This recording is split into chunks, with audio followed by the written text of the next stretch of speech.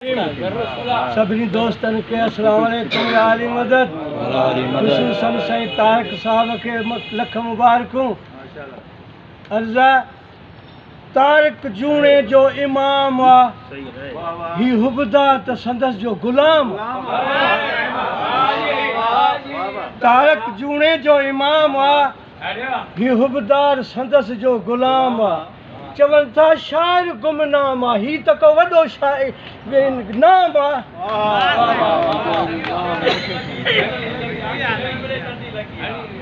जो सिटवा सोहबत खल कयाई जो हुस्न मां सैराब न पियो थे। वरी मोहब्बत खल कयाई तब हुस्न मां सैराब न पियो थे।